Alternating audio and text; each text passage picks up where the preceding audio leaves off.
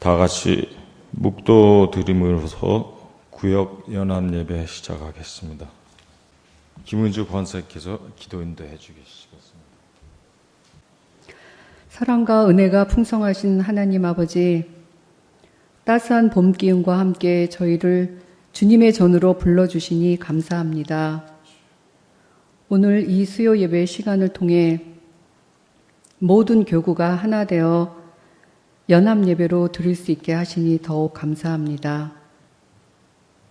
세상의 분주함 속에서도 주님을 바라보며 주님께 찬양을 드리고 예배 드릴 수 있음에 감사드립니다.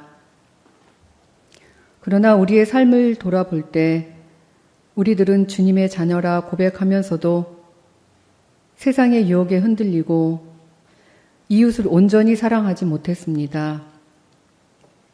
저희의 허물을 용서하여 주시옵소서. 이 시간 주님의 사랑으로 저희를 정결케 하시고 오직 정직한 영으로 주님 앞에 서게 하옵소서. 하나님, 이 나라와 민족을 긍휼히 여겨 주시고 위정자들이 하나님을 두려워하는 마음으로 온 백성을 섬기게 하옵소서. 온 세계가 전쟁에서 벗어나 평화로운 삶의 터전이 되게 하옵소서. 전쟁과 질병 그리고 온갖 고난 중에 있는 세계 모든 사람들을 기억하시어 치유의 손길을 내밀어 주시고 다시 일어설 힘을 주시옵소서. 특별히 오늘은 모든 교구가 연합하여 예배를 드립니다. 형제가 연합하여 동거함이 어찌 그리 선하고 아름다운고 하신 말씀처럼 저희가 서로 다른 교구로 나뉘어 있으나 주 안에서 한 가족임을 깨닫게 하옵소서.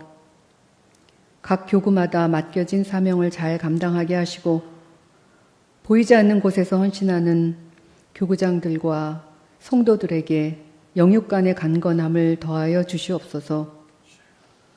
우리 교회가 이 지역사회에 빛과 소금의 역할을 감당하며 사랑으로 널리 알려지는 공동체가 되길 원합니다.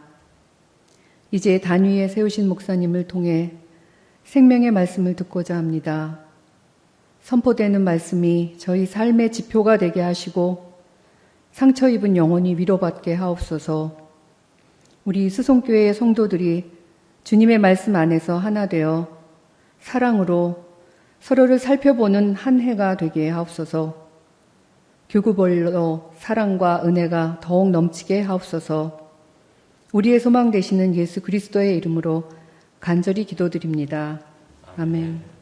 오늘 봉독한 성경 말씀은 시편 21장 1절에서 13절까지입니다. 주님께서 우리 왕에게 힘을 주심으로 왕이 기뻐하며 주님께서 승리를 주심으로 왕이 크게 즐거워합니다. 왕이 소원하는 바를 주님께서 들어주시고 왕이 입술로 청원하는 바를 주님께서 물리치지 않으셨습니다. 온갖 좋은 복을 왕에게 내려주시고 왕의 머리에 순금 면류관을 씌워 주셨습니다. 왕이 주님께 생명을 구했을 때 주님께서는 그에게 장수를 허락하셨습니다. 오래오래 살도록 긴 날을 그에게 허락하셨습니다. 주님께서 승리를 안겨주셔서 왕이 크게 영광을 받게 하셨으며 위엄과 존귀를 그에게 입혀주셨습니다. 주님께서 영원한 복을 왕에게 내려주시고 주님께서 그와 함께 계시니 왕의 기쁨이 넘칩니다. 왕이 오직 주님을 의지하고 가장 높으신 분의 사랑에 있다 있으므로 그는 결코 흔들리지 않을 것입니다. 임금님의 손이 임금님의 모든 원수를 찾아내며 임금님의 오른손이 임금님을 미워하는 자를 사로잡을 것입니다. 임금님께서 나타나실 때 원수들을 불구덩이 속에 던지실 것입니다. 주님께서도 진노하셔서 그들을 불태우시고 불이 그들을 삼키게 하실 것입니다. 임금님께서는 원수의 자손을 이 땅에서 끊어버리실 것이며 그들의 자손을 사람들 가운데서 씨를 말리실 것입니다. 그들이 임금님께 악한 손을 뻗쳐서 음모를 꾸민다 해도 결코 이루지 못할 것입니다. 오히려 임금님께서 그들의 얼굴에 화를 겨누셔서 그들이 겁에 질려 달아나게 하실 것입니다. 주님, 힘을 떨치시면서 일어나 주십시오. 우리가 주님의 힘을 기리며 노래하겠습니다. 아멘. 이어서 인내교구원들의 찬양이 있은 이후 목사님께서 승리하게 하신 주님의 감사라는 제목의 설교 말씀 있으시겠습니다.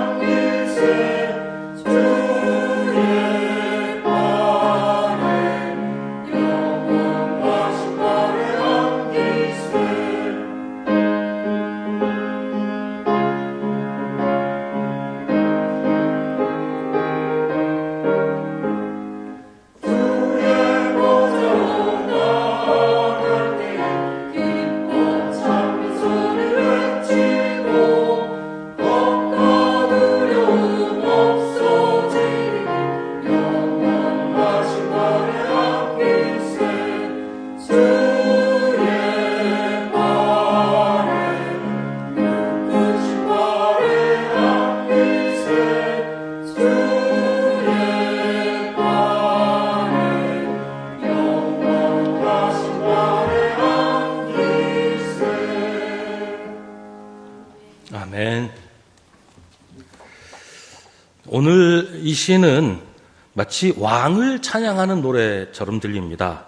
용비어천가처럼 왕을 높이고 왕을 칭송하는, 어떻게 말하면 왕한테 아부하는 그런 노래처럼 들리기도 합니다. 근데 만약에 그렇다면, 정말 그런 시라면 이 시가 성경에 들어올 리는 없죠. 이 시는 겉으로 보이는 것과는 다른 더 깊은 의미가 있습니다. 시편 21편은 우리 지난번에 읽었던 시편 20편과 짝이 되는 시예요.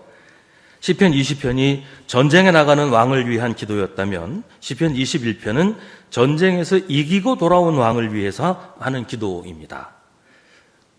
시편 20편이 왕을 찬양하는 노래 같았지만 사실은 하나님께 나라와 민족을 맡기고 의지하는 기도였던 것처럼 오늘 이 시편도 승리하고 돌아온 왕을 찬양하는 노래가 아니라 승리를 주신 하나님께 드리는 감사의 기도입니다. 1절은 주님께서 우리 왕에게 힘을 주심으로 왕이 기뻐하며 주님께서 승리를 주심으로 왕이 크게 즐거워합니다 라고 노래합니다. 전쟁에서 적군을 물리치고 승리한 것이 왕이 싸움을 잘해서가 아니라 주님이 힘을 주시고 주님이 승리를 주셨기 때문이라고 고백하는 것입니다. 88 서울올림픽 때 남자 100m 우승자가 캐나다의 벤 존슨이라는 사람이었어요. 근데 도핑 검사를 하니까 이 사람이 약물을 복용한 게 이제 들통이 났죠. 그래서 금메달을 박탈당하고 그때 이제 준우승을 했던 칼 루이스가 그 금메달을 가져가게 됐어요. 그러니까 이 벤 존슨이 100m에서 우승한 게 자기 실력이 아니라 약물의 힘이었다. 마치 그런 것처럼 지금 왕이 전쟁에서 승리하고 돌아온 것이 왕이 전쟁을 잘해서 왕이 작전을 잘 세워서 그러니까 왕의 실력이 아니라 하나님께서 힘을 주셔서 이길 수 있었다. 그렇게 얘기를 하는 겁니다. 물론 이제 벤 존슨은 불법을 범했기 때문에 우승이 취소됐지만 하나님의 도우심을 받는 것은 누구라도 그렇게 해야 하는 당연한 일인 것이죠. 오늘 시는 그렇게 왕의 승리가 하나님의 능력이고 왕을 비롯한 온 나라의 기도의 힘이었다고 노래합니다. 2절은 왕이 소원하는 바를 주님께서 들어주시고 왕이 입술로 청원하는 바를 주님께서 물리치지 않으셨습니다. 라고 합니다. 왕의 소원이나 왕의 청원을 하나님께서 그냥 무조건 들어주셨다. 그런 얘기일까요? 만약에 왕이 하나님의 뜻과 반대되는 것을 하나님께 청원했다면 하나님이 그걸 들어주셨겠어요? 혹은 왕이 나라와 국민을 위한 일이 아니라 자기 어떤 개인적인 욕심을 위해서 기도를 했다면, 그것도 전쟁에 나가면서 그렇게 기도를 했다면 하나님이 그 기도를 들어주셨을까요? 그렇게 보면 2절은 전쟁이라는 위기의 순간에 막중한 책임을 지고 전장으로 나아가는 왕의 마음이 하나님의 마음에 합당했다. 왕이 나라와 민족을 위해서 기도했기 때문에 하나님께서 그 기도를 들어서 응답하시고 승리하게 해주셨다. 그런 이야기를 하는 겁니다. 지금 왕이 승리하고 개선행진을 하고 있어요. 당연히 왕을 칭송하고 승리를 기뻐합니다. 그런데 그 기쁨이 단지 전쟁에서 이겼기 때문만은 아니라는 거예요. 왕이 전쟁을 잘한다는 것 때문에 왕을 칭송하는 것이 아닙니다. 승리의 기쁨은 하나님이 이기게 해주셨기 때문이라는 것이에요.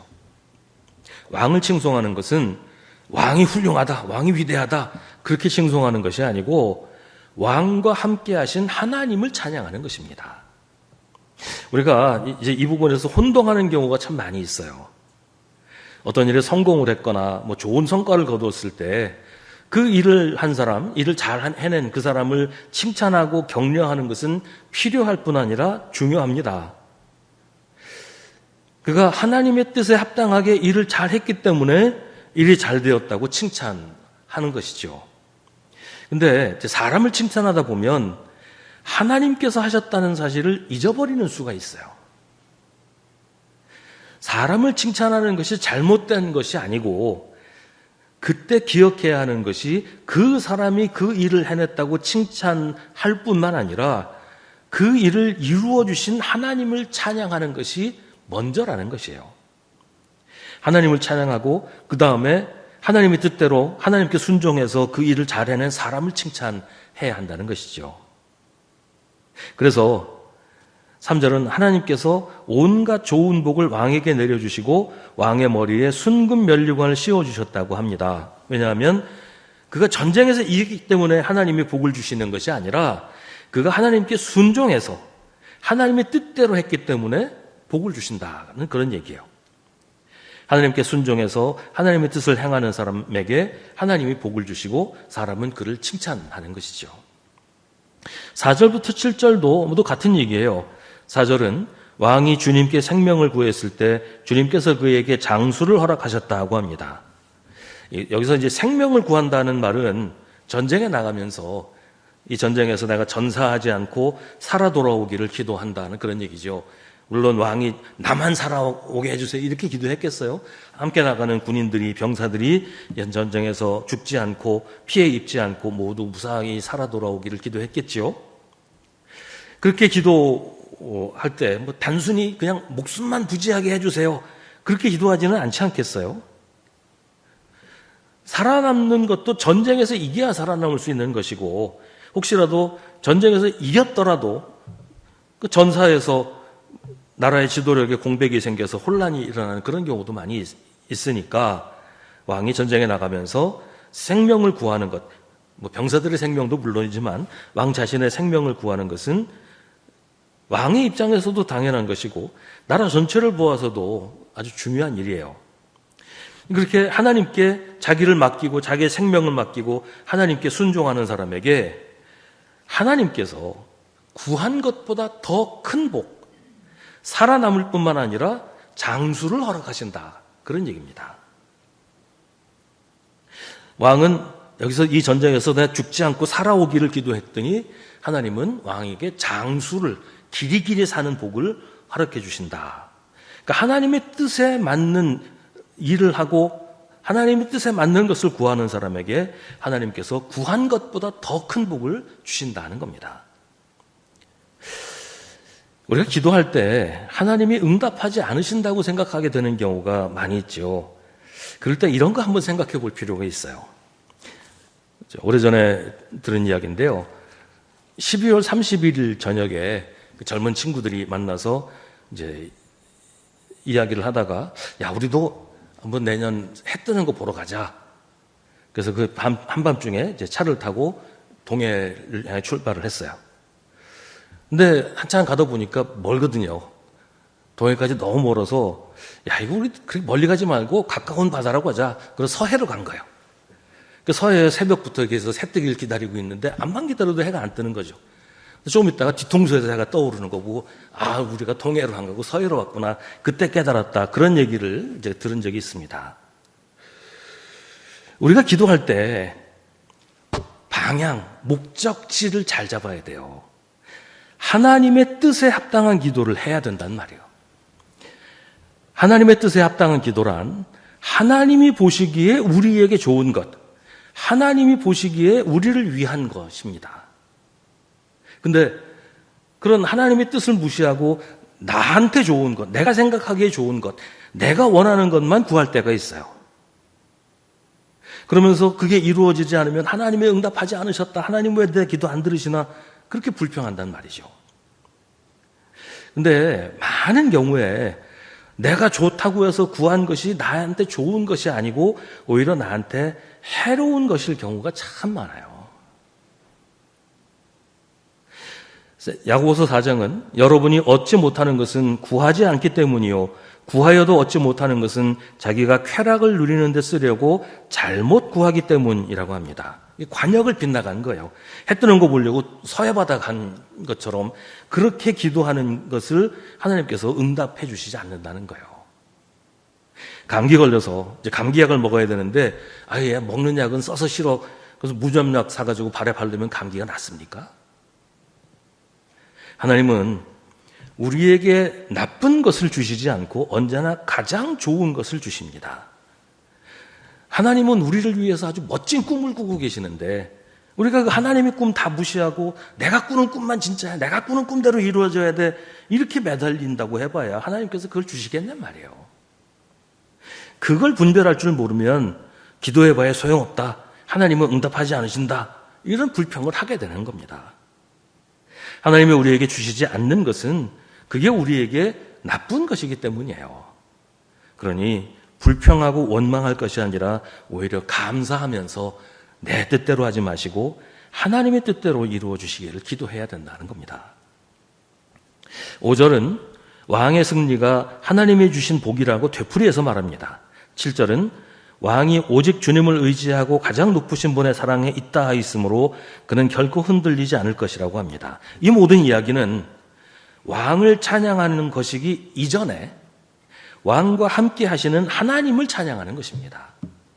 왕은 하나님의 일꾼일 뿐이지 왕 자신이 뭐 높거나 위대하거나 이런 게 아니란 말이에요. 오직 하나님만 높으시고 하나님만 찬양받으실 분이라는 믿음이 이 시편 전반에서 드러나고 있습니다.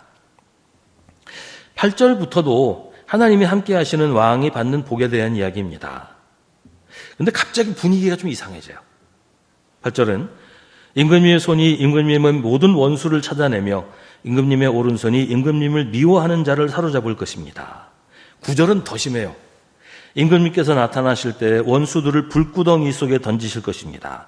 주님께서 진노하셔서 그들을 불태우시고 불이 그들을 삼키게 하실 것입니다.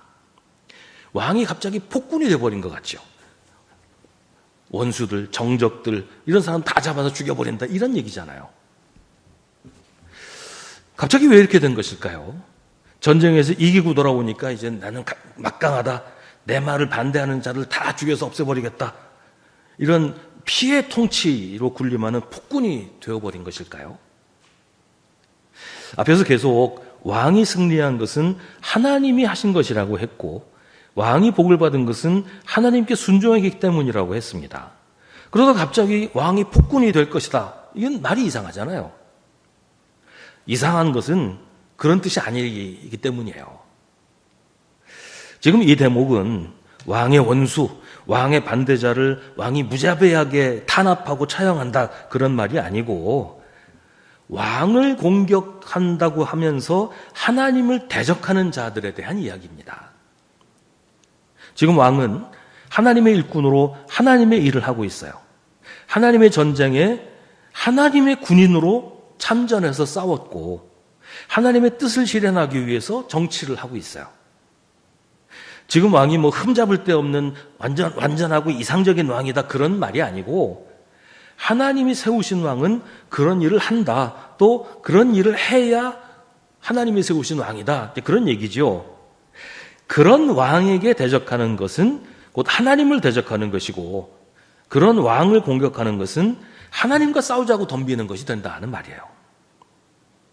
예수님이 교회를 박해하는 바울한테 네가 왜 나를 핍박하느냐라고 하셨던 것과 같은 이야기입니다.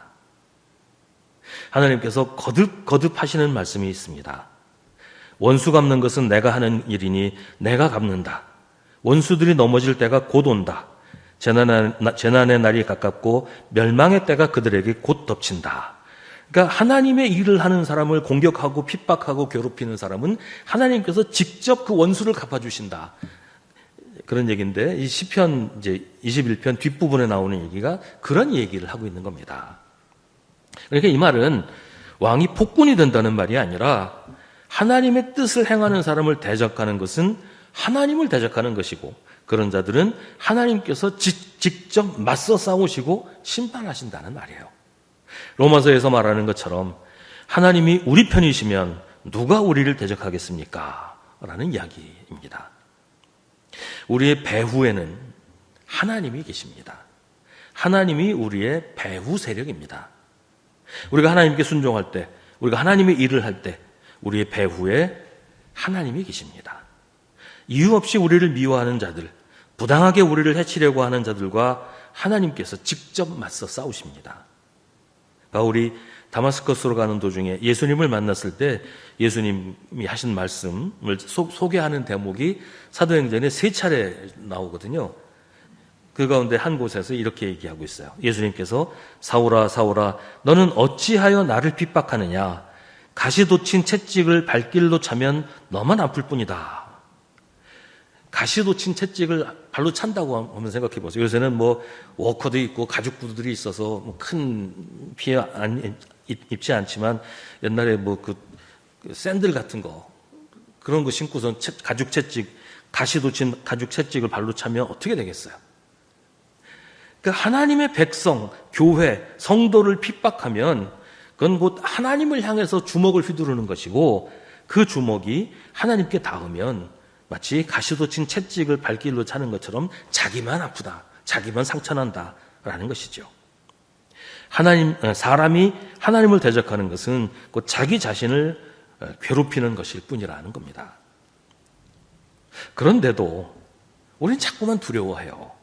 누가 나를 미워하고 누가 나를 공격하면 겁을 내고 무서워합니다. 숨으려고 하고 피하려고 하기도 하고 사람의 눈치를 보느라 하나님을 잊어버릴 때가 있어요. 하나님을 두려워하지 않고 사람을 두려워합니다. 우리가 세상에서 하나님의 뜻을 행하며 살더라도 어려움이 있을 수 있어요. 고난도 당하고 핍박도 당할 수 있습니다.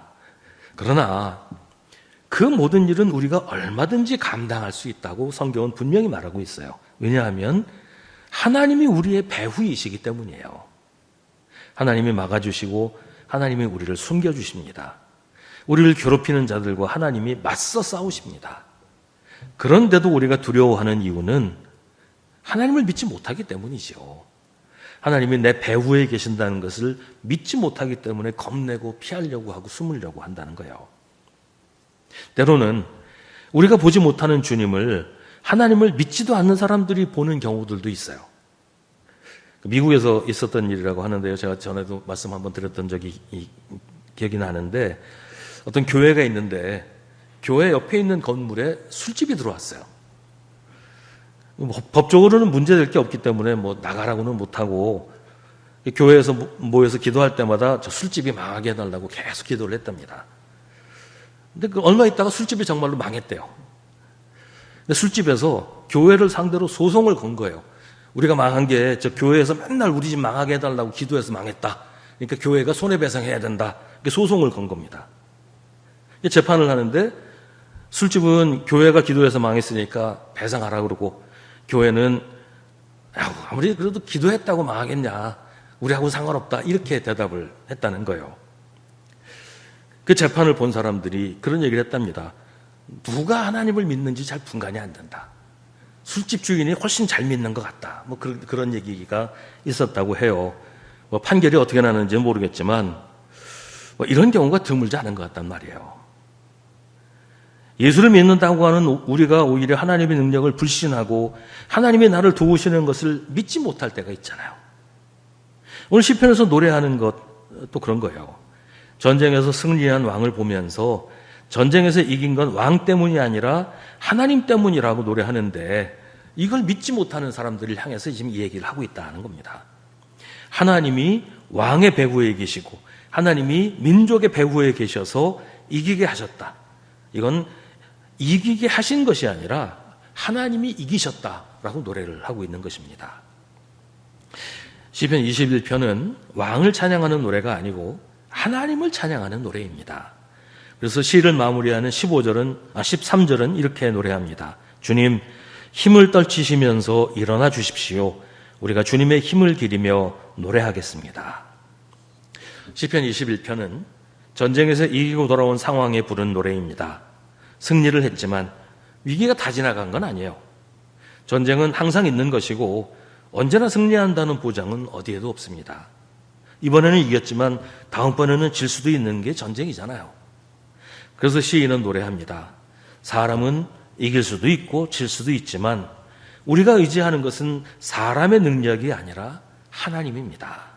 주님, 힘을 떨치시면서 일어나 주십시오. 주님이 싸우시면 우리는 언제나 이깁니다. 우리가 이기는 것이 아니라 주님이 이기십니다.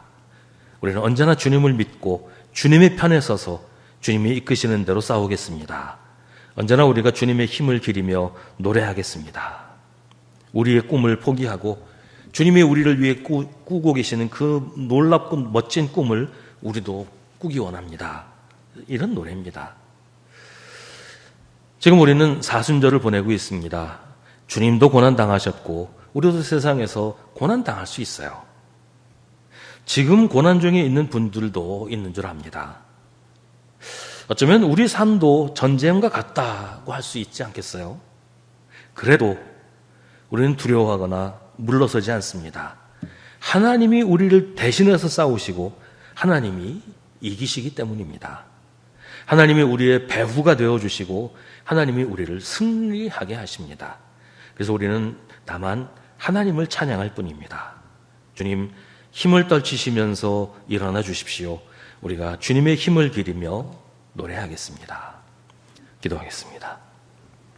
하나님, 언제나 하나님이 우리와 함께 하신다는 것을 의심하지 말고 믿게 하여 주옵소서. 우리 눈에 보이지 않는다고, 우리가 느끼지 못한다고 하나님이 멀리 계시는 것이 아니라는 사실을 잊지 말게 하여 주옵소서. 사람을 두려워하지 말고 하나님을 두려워하며 사람을 보고 낙심하지 말고 하나님을 찬양하게 하옵소서. 우리의 모습을 통해 사람들이 하나님의 영광을 보게 하여 주옵소서. 예수님의 이름으로 기도하옵나이다. 아멘. 하늘에 계신 우리 아버지, 아버지의 이름을 거룩하게 하시며 아버지의 나라가 오게 하시며 아버지의 뜻이 하늘에서와 같이 땅에서도 이루어지게 하소서. 오늘 우리에게 일용할 양식을 주시고 우리가 우리에게 잘못한 사람을 용서하여 준 것 같이 우리 죄를 용서하여 주시고 우리를 시험에 빠지지 않게 하시고 악에서 구하소서. 나라와 권능과 영광이 영원히 아버지의 것입니다. 아멘.